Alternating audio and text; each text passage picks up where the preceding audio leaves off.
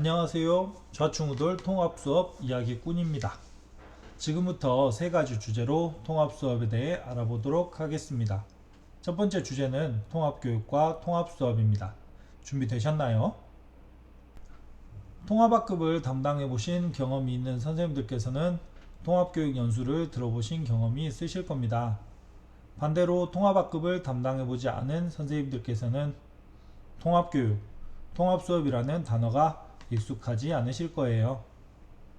초등학교 1, 2학년이 배우는 바른생활, 슬기로운 생활, 즐거운 생활을 한꺼번에 통합교과라고 말하기도 하고, 교육과정을 재구성해서 주제별로 묶어 수업하는 것을 주제통합수업이라고 하기도 합니다.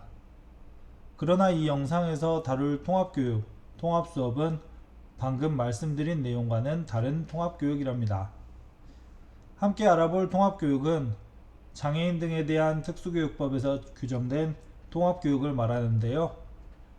약칭 특수교육법 제2조에서는 통합교육이란 특수교육 대상자가 일반 학교에서 장애 유형, 장애 정도에 따라 차별받지 않고 또래와 함께 개개인의 교육적 요구에 적합한 교육을 받는 것을 말한다고 규정되어 있어요. 여기서 우리가 주목해야 할 점은 특수교육 대상 학생이 대상이 된다는 점, 일반 학교에서 이루어지는 교육활동이라는 점, 학생이 차별받지 않아야 한다는 점, 또래와 함께 교육받아야 한다는 점, 마지막으로 개개인의 교육적 요구가 존중되어야 한다는 점에 주목해야 할 것입니다.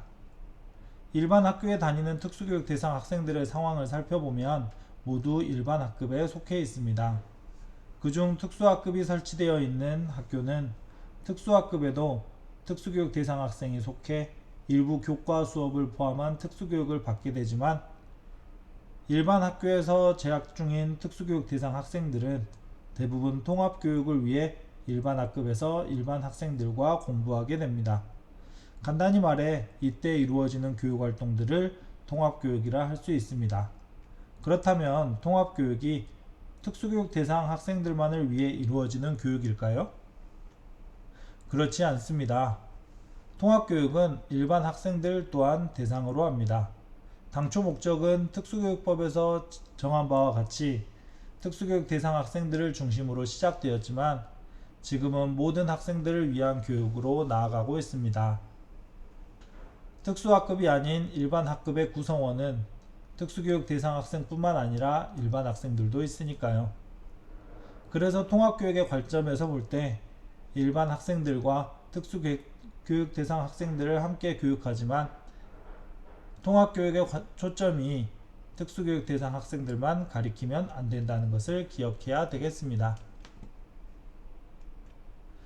통합교육에 대해 학문적으로 접근한 학자인 카우프만의 정의를 통해 통합수업에 대해 좀 더 생각해 보겠습니다. 카우프만은 논문에서 통합은 장애 학생을 일반 학급에 물리적으로 통합시키는 것 외에도 학문적으로나 사회적으로 통합하는 것을 의미한다고 이야기했습니다. 이는 일반 학생과 특수교육 대상 학생이 단순히 같은 시간에 한 공간에 통합하여 교육하는 것만이 통합교육의 전부는 아니라는 말이겠지요. 그래서 카우프만은 교수 활동에서도 일반 학생과 특수교육 대상 학생들이 함께 통합되어야 하며 사회적으로도 통합되어야 한다는 점을 강조하고 있습니다.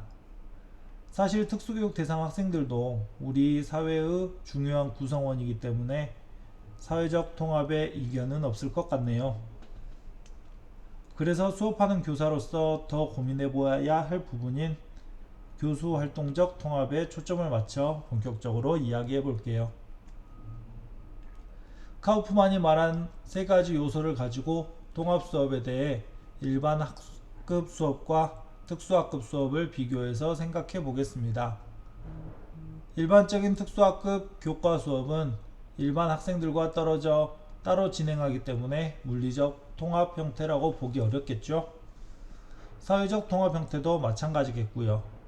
그림에서 2번으로 표시된 교육과정적 통합 부분을 보시면 A와 C로 표시된 일반 학급과 특수학급 수업을 기준으로 보았을 때 특수학급 수업으로 가까워질수록 개별화된 교육과정 운영 형태가 많이 나타나겠고, 일반학급 수업으로 가까워질수록 일반 교육과정 운영의 형태가 많이 나타날 것입니다.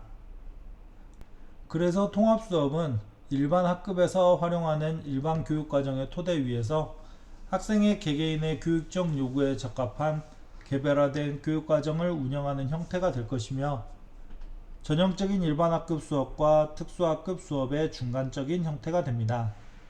이때 앞서 말씀드렸다시피 일반 학급에서 공부하는 특수교육 대상 학생만 학생 개인의 특성을 반영한 개별화된 교육과정 지원을 받아야 할까요? 아닙니다.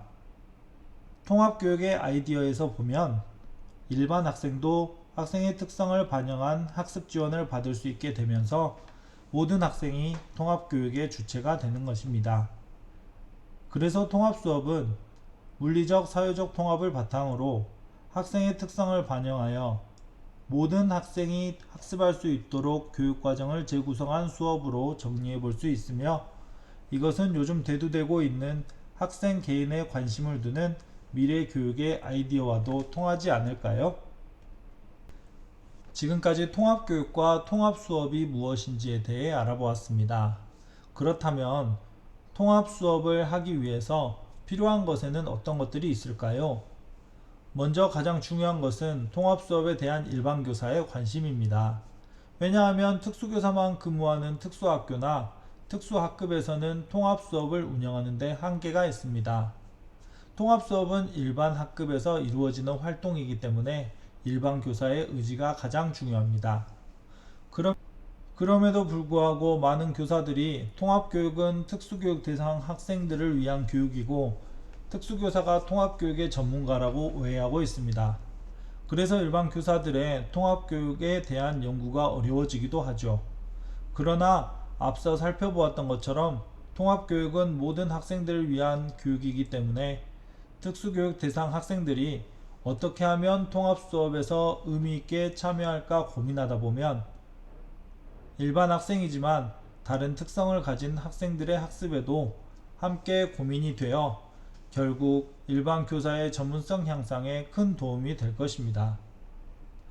그렇다면 통합수업을 하기 위해서 일반 교사가 특수교육에 대한 공부를 많이 해야 할까요? 이때 특수교육 전문가인 특수교사와의 협업으로 이러한 문제를 해결할 수 있습니다. 특수교사는 특수교육 대상 학생의 개인적 특성을 비롯하여 장애 유형에 관한 정보, 병리적 특성까지 모두 알고 있습니다. 그래서 어떤 활동을 계획할 때 특수교사와 함께 한다면 특수교육 대상 학생이 함께 할 수 있는 활동인지, 함께 하려면 어떻게 교육활동을 계획해야 하는지에 대해 함께 고민해 줄 것입니다.